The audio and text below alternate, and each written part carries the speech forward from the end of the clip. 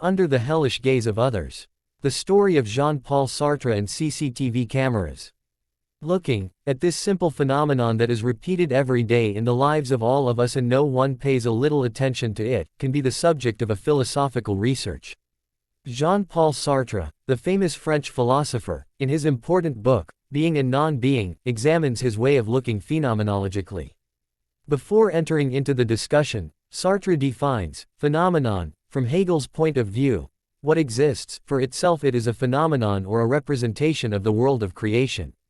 Therefore, all our concepts, whether they are sensory or mental, each one is considered a phenomenon in its own place. Therefore, everything has a concept, which is a representation or diagram of the world. Glance is one of the concepts of truth. After this introduction, in which he tried to prove the importance of the subject as a phenomenon, Sartre writes, each glance directed at me is accompanied by actions that it is felt in the circle of our perception. Sartre believes that this feeling is active in us all the time and we imagine that someone is looking at us. And he follows us with his eyes. We even feel the looks of others in us.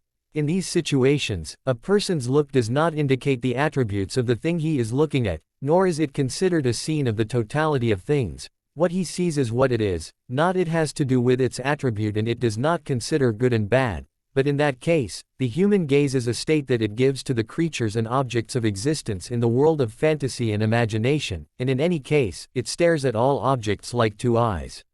Sees. But what effect can the other view have on our conscience? Receiving the other's gaze does not allow us to see things as they are, and when the other looks at us, we find a kind of awareness that is specific to that moment. With this description, the look is a mediator that connects me to myself, as if something from myself entered my being. Sartre gives an interesting example. Suppose you are looking into a room through a door, and suddenly you hear a sound from the corridor. This sound stops you, because you feel that someone is looking at you. But who is looking at us? You or yourself. It means that you suddenly have an accident with yourself. During this sudden entry into yourself, the person says to himself, I see myself because I know that they see me. This self-awareness is the product of going out from within. I am in it. Now I understand well that because the other is looking at me in my being, I feel shame because of this shame. I feel the other in me because of this shame. In fact, I become the subject of myself with the feeling of the other's gaze. The gaze that others give us is like someone has penetrated into our existence, and while it is not from my existence, it is placed in my existence and is beyond my control. It's me and it makes me sink into my new state and ask myself, what guilt or shame am I suffering for? And for several hours I fight with myself like two opposing rivals until finally one of them surrenders. In fact, we struggle against the influence of the other's gaze and see ourselves in danger, and at that time we do not know who we are in our place. We lose in the world. It is in this state that we feel the intervention of the other existence in the look it gives us. Sartre points out a unique point in the phenomenon of looking. As soon as we are affected by another's gaze, the other's eyes go out of the state of the subject and we ourselves become the subject of ourselves, because if we were not the subject, we would not be the subject of the gaze.